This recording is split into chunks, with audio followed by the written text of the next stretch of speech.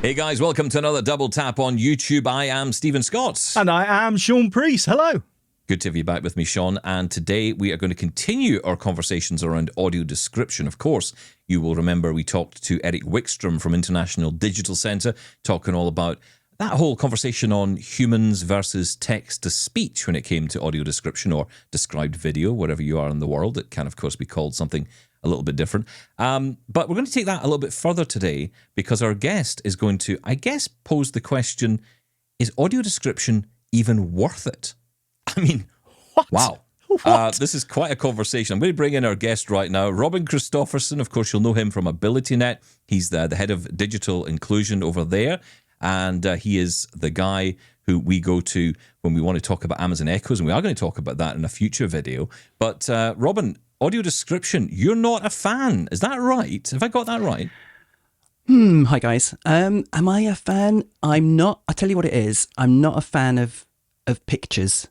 And if you have to watch pictures, then you need AD. How about that? Okay. That makes sense. I mean, you've just basically said logic, which makes total sense. What point are you trying to make there, Robin? Okay. So, yes, for me, I find AD infinitely frustrating. And obviously there's a variety of AD and, you know, we could talk about human versus TTS, text-to-speech, and kind of the pain points there. But in general, I just don't like how little information AD gives you. Now, in some cases, you know, where there's a lot of stuff going on, that's understandable. But in other cases, there's loads of space. The script is just so sparse. You get so little information versus what you would get on screen if you could see, that I find it really frustrating. So I'm really sorry. If I had to put myself on fan or not fan, I'm not a fan of AD because it's something I just find really, really frustrating. And we can kind of dig into that a bit more if you like. But yes. yeah. Yes, we will. Yes, right. Let me stop you right there, Robin. How often have you tried AD? I mean, I totally get what you're saying. And I notice that on terrestrial TV programs all the time. Like something's been done last night very quickly and there's lots of gaps and maybe sparse descriptions. But when I'm watching some streaming show, I find it absolutely fantastic. For the most part, absolutely great. I think the AD has come along such a long way on streaming service, particularly. So when was the last time you actually watched something, you know, a produced AD? I'll put it that way, polished. We don't watch live TV in our house, so I can't comment on, you know, like live versus streamed. But on occasion, we do watch, you know, a Netflix thing or an Amazon Prime Video thing or something on the iPlayer. And I feel like the AD, you know, has variability. Sometimes it's better than others. But even at its best, for me, I find it frustrating. Now, I could see at one point. So, you know, I know how much information goes on screen and I know how much I'm missing. Now, that might be part of it that, you know, okay, what's going on now? You know, there's no dialogue. Tell me what's going on. The audience are laughing. Tell me, you know, or, oh, okay, they must have changed scene. Because even though I couldn't tell from an ambience point of view, we've actually now got a different person talking. So have they come in on this scene or have we moved somewhere completely different? Who are they talking to? You know, how long am I going to have to wait until I find out who they're actually talking to? There was a big gap before he started talking. What about saying, oh, we've now moved to this point and A and B are on this, you know, in this room or something. I just, it's probably me, but I'd love to know whether other viewers find the same thing, which is that it feels like we're just being thrown the crumbs and the bare minimum. Now that might be that I don't know what good AD is, but I have watched quite a bit and I keep on thinking the pictures are better in books or on the radio, you know, and you don't miss a single thing because it's a non-visual medium. So I you know, always pull away from visual stuff, which is a shame because, you know, I can remember the brilliant movies, Star Wars, Back to the Future, you know, Indiana Jones. I remember all that stuff. And now if you watch them with AD, I'm just thinking what meager descriptions the person who's never seen it gets while I'm watching it. I'm thinking, this is poor. Wow. Sorry. Stephen, No, listen, I don't know what to say, Stephen. I've got to say, about maybe a year or two ago, I would have been yelling as loud against this point of view. I'd have been saying this is ridiculous. I'm actually starting to agree with you in this point. I know you've had this view for a while. You've mentioned it on our show before. Personal view. Well, Personal, totally yeah, absolutely, personal. your personal view. And I think that it's important on our show to hear these views because, we say this often on our show. I'm my middle name is now Irresponsible, apparently, for bringing up topics that people maybe don't like. I don't care about that. I really don't care because I think it's important we hear people's views because there will be people out there who will obviously disagree with you. I think Shaun is clearly one of them. And, there are people out there who will be terrified to say, actually, do you know what? I agree with you. I kind of sit in the middle, I suppose, because I feel that there is great AD that I want to seek out. So, for example, when Netflix come up with a new show or Apple TV come up with a new show, I am comfortable in that I am going to get good audio description, good quality, well-written, well-mixed audio description. I just started watching a show here in the UK last night, actually, called The Night Caller, which just came on last week. It's a drama. And, the audio describing voice was about 50% louder than the program itself. And of course, on shows now, as you know, everyone's mumbling all the time. Yep. So you can't even hear what they're saying. You're constantly riding the volume. And then I'm kind of waiting. I'm waiting for the audio describer to kick in. I'm like, oh, God, pull back. And today's music is terrible. In a plane, This sounds like pull back, quick. Sounds like I'm having an argument with my grandparents here. Yes, I know. Where's the good lyrics like we used to have? No, but hang on. So the middle point is that I also see the other side of it when I sit and watch Coronation Street on ITV. And, they are labeling the characters' names wrongly. Yes. They're getting characters wrong. They're mentioning things that are going on in the scene that perhaps haven't happened yet. There's no information about change of scene. And that is something, as more vision is going from me, I'm starting to realize that become a bigger problem. It's like, what's actually going on here? So I'm with you on all of that.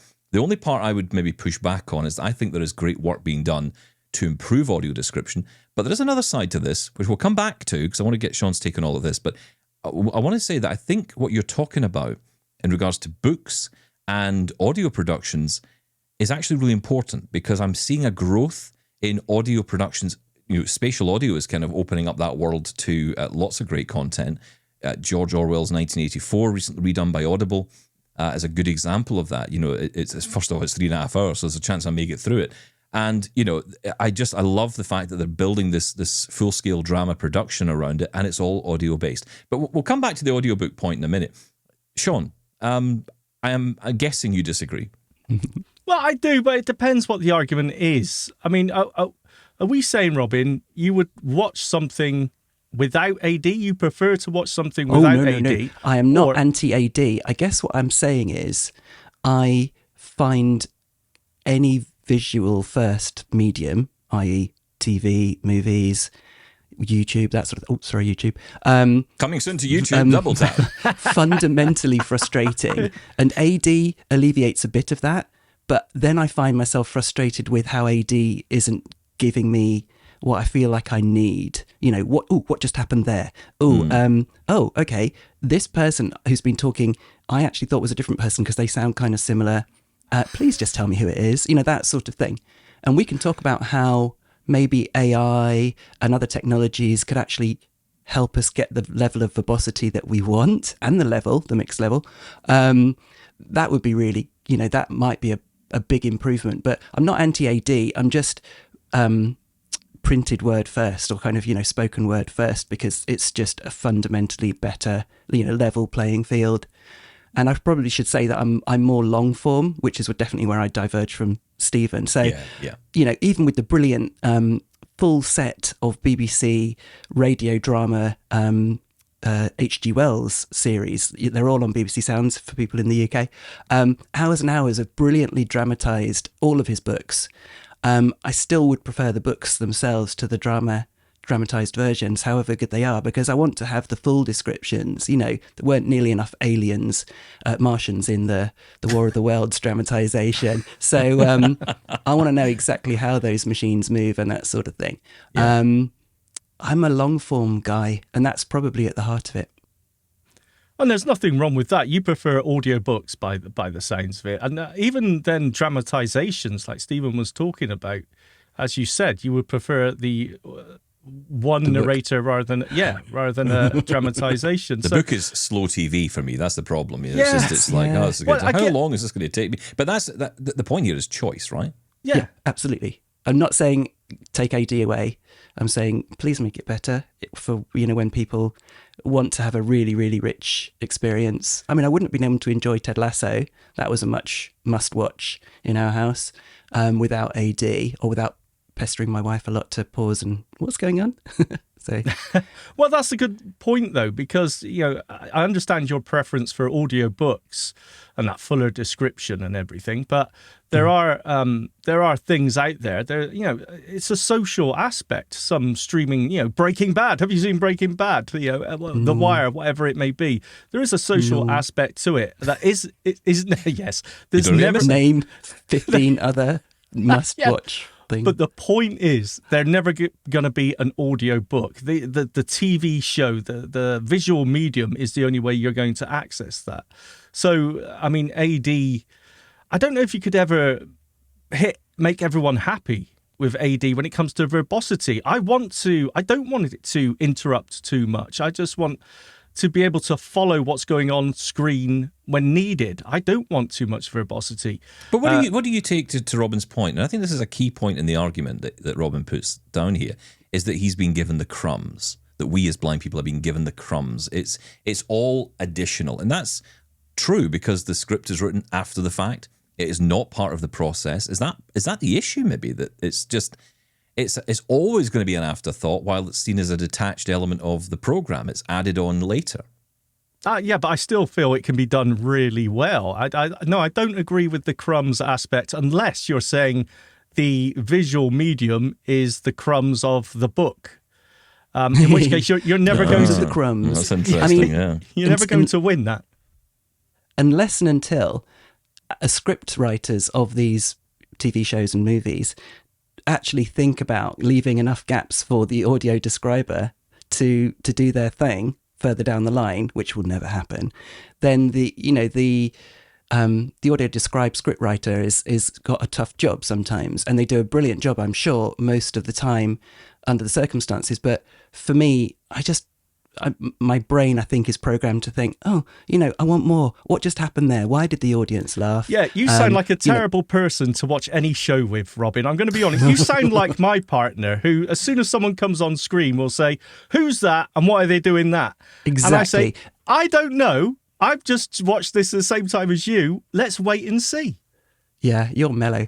I mean, what I would like to do Come on, guys, look, can I let you into a little husband secret here? It's a very important husband secret. Watch the show first. Watch the first couple. Get a sense of the episode so that you're armed with information. Because, it's a bit like being a journalist. You've got to get your facts in place. You've got to know the story, put your research in, and then you can be prepared to answer such questions. And actually you get some brownie points for it. Do your homework. I mean, what about if you're on your own and you have the ability to set your level of description?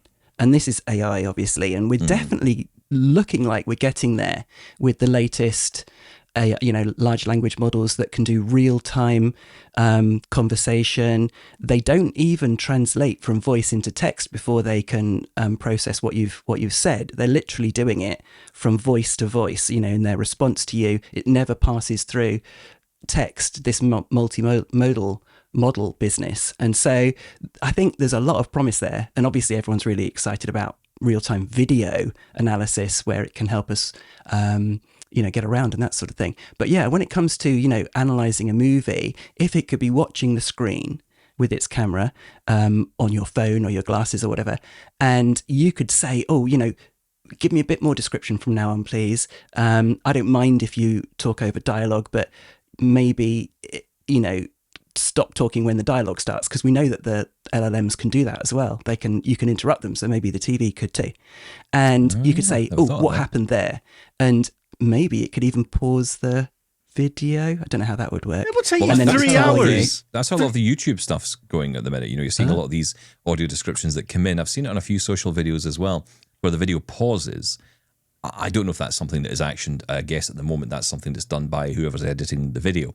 But, you know, it could be a way around it. But like you say, Shaun, suddenly a 30-minute program becomes an hour or an hour and a half, and that could create other problems. But there's a point about AI though, Shaun, isn't there? Because, you know, I think following the conversation we had with Eric Wickstrom, he's very much for human first because, you know, he's got a business. He wants to make sure people continue to, you know, be paid to do this. But, you know, my retort to that is often, can't the work continue in the background and just the AI do the voice? Because it's more than just the voice itself, right? Sometimes you can watch a show and you think this voice is terrible, very monotone and very boring and you get that often sometimes in these videos. And you think, it'd be great to just change the voice to suit me, you know, have the choice of voice. And, you know, like you say, Shaun, Robin, you could go further than that and even have choice of verbosity. Is that a world you want, Shaun? It's so difficult because, yes, I mean, that sounds good in theory. But I'm not convinced that we could ever get to a point where AI or TTS voice description would ever even touch human narration.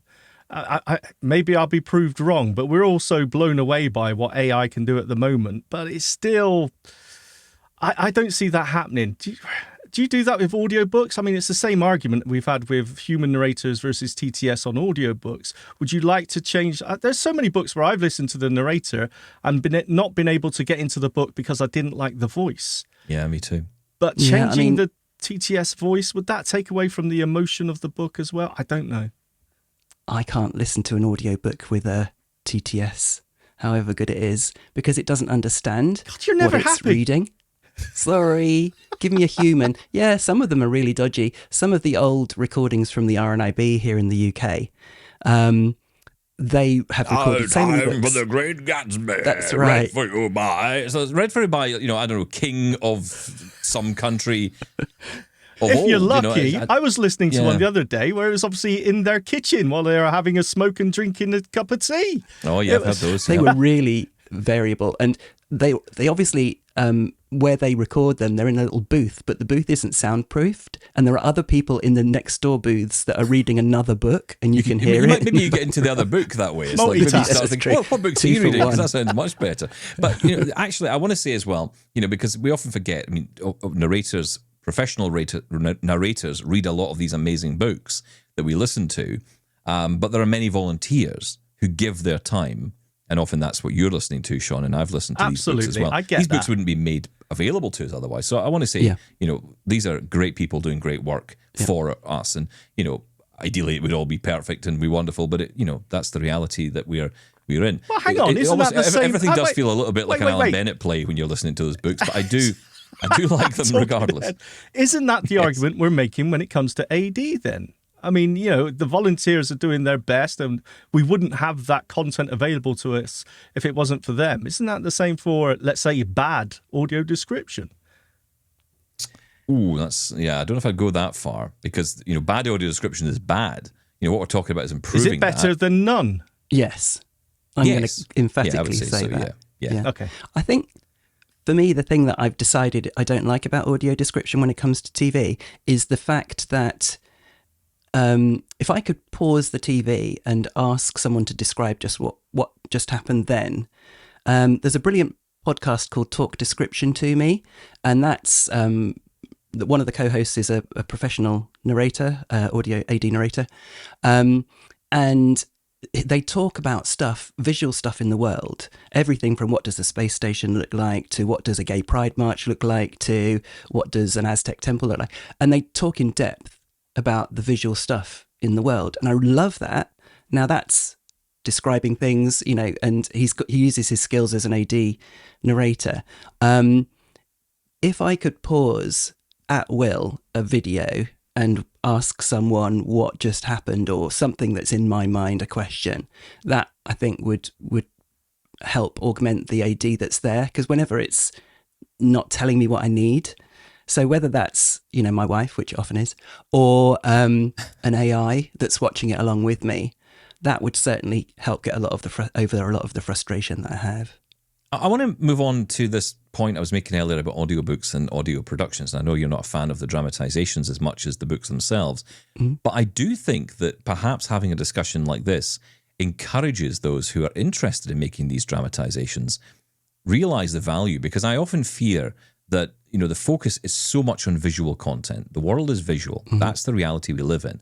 So the focus will always be on that. I mean, look, we're doing this show on YouTube, and that's partly driven by the fact that YouTube is one of the number one place, in fact, it is the number one place in the world to access new podcasts and new content. So, of course, we're here, but we are inherently an audio program. That's what we are. So we live in audio. We do the show as audio, but we add the visual component to try and encourage more people to get access to this program. So we also acknowledge that this is a very powerful area, but the reality is we do want to encourage audio production, and audio dramatization can be huge for people, can be huge for the mainstream. I think we've got to get that word out there. Audible has done an amazing job, I think an incredible job actually, of bringing audiobooks into the mainstream and taking it away from being a single shelf in a Borders bookstore or a Waterston's bookstore, everything costing about 3 or 4 times, maybe even more, the price of the paperback or hardback 10 equivalent. times. Yeah, exactly. And actually made it available to more people and therefore brought that cost down. Of course, there's amazing libraries around the world like Stila in Canada and RNIB in the UK and many others. But, I think it's important to recognize the power of audio and the power it could have on the mainstream. And that, of course, raises the tide for us to access better audio content. It's worked in audiobooks, and I think it can work in audio dramatization as well by having a conversation like this. What do you think? 100%.